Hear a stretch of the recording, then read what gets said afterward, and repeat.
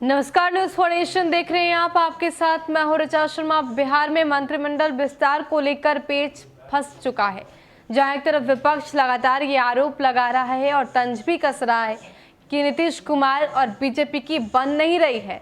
यही वजह है कि अब तक नीतीश कुमार की कैबिनेट का विस्तार नहीं हो पाया है, मंत्रिमंडल का विस्तार नहीं हो पाया है।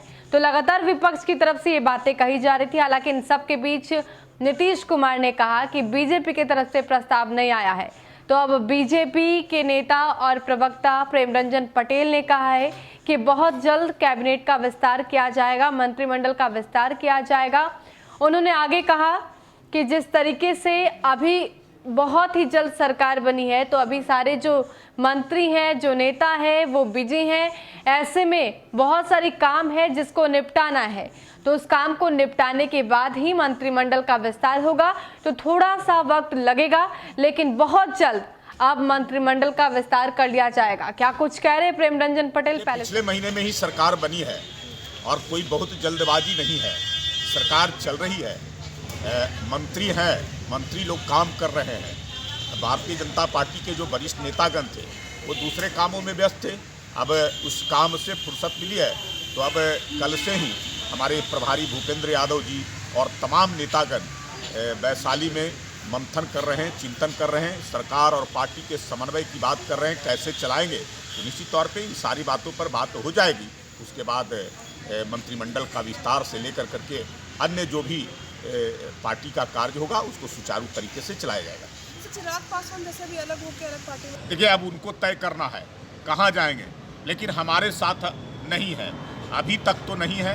इसलिए कि विगत जो चुनाव हुआ उस चुनाव में जो भी एनडीए के साथ थे, एनडीए के साथ चुनाव लड़ रहे थे, और जो एनडीए से बाहर थे वो एनडीए के पार्ट नहीं थे। तो चिराग पासवान हमसे अलग होकर करके चुनाव लड़े हैं।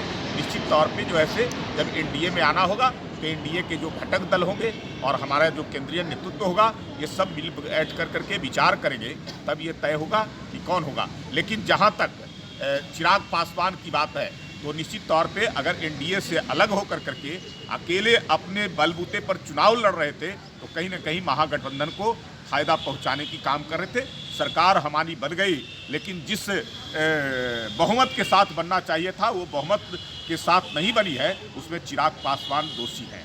आपको बता दें कि बिहार में मंत्रिमंडल विस्तार को लेकर लगातार सियासी बवाल मचा है। एक तरफ विपक्ष का कहना है कि नीतीश कुमार को डर सता रहा है, डर इस बात का कि मंत्रिमंडल में कहीं भाजपा कोटे से मंत्री ज्यादा ना हो जाए और कहीं वो नीतीश कुमार पर दबाव ना बनाए।